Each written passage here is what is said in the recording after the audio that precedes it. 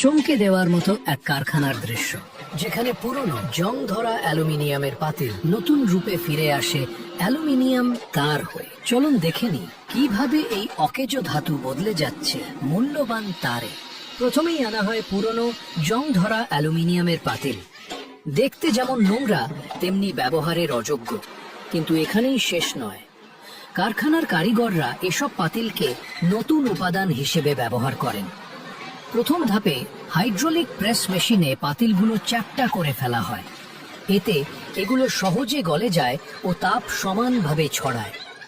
এরপর এসব চ্যাপ্টা পাতিল পাঠানো হয় বিশাল চুল্লিতে, যেখানে তাপমাত্রা থাকে প্রায় 1000 ডিগ্রি সেলসিয়াস। এত তাপে ধাতব পাতিলগুলো গলে তরল অ্যালুমিনিয়ামে পরিণত হয়। এই গলিত ধাতুগুলো এখন ঢালা হচ্ছে বিশেষ ছাঁচের ভেতর।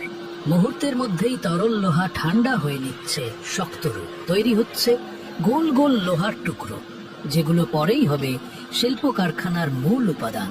এভাবেই কয়েক সেকেন্ডেই ভাঙাড়ি ধাতু বদলে যায় নতুন জীবনে। প্রতিটি টুকরো একে একে ঢুকিয়ে দেওয়া হচ্ছে বিশাল চুল্লির ভেতর।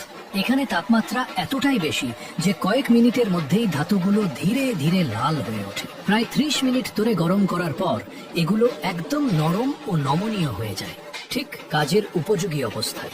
এরপর কারিগররা ভারী লোহার রড দিয়ে একে একে চুল্লি থেকে নামিয়ে নেন এই জলজলে গোল টুকরোগুলো। পরের ধাপে এগুলো ঢোকানো হয় এক বিশাল মেশিনে, যেখানে প্রচন্ড চাপে চেপে চেপে বানানো হয় বড় বড় গোল ধাতব শীট, দেখতে অনেকটা ছাতার মতো চওড়া। এরপর এই বড় গোল ধাতব শীটগুলো নেওয়া হয় পরবর্তী ধাপে রোলিং মেশিনে। সেখানে বিশাল রোলারের নিচে ঘুরে ঘুরে শীটগুলো ধীরে ধীরে পাতলা ও লম্বা ধাতব ফিতায় পরিণত হয়। পরের ধাপে সেই ধাতব ফিতা চলে যায় কাটিং ইউনিটে, যেখানে ঘূর্ণায়মান ব্লেড দিয়ে সেটি কেটে তৈরি করা হয় সূক্ষ্ম ও চকচকে অ্যালুমিনিয়াম তার।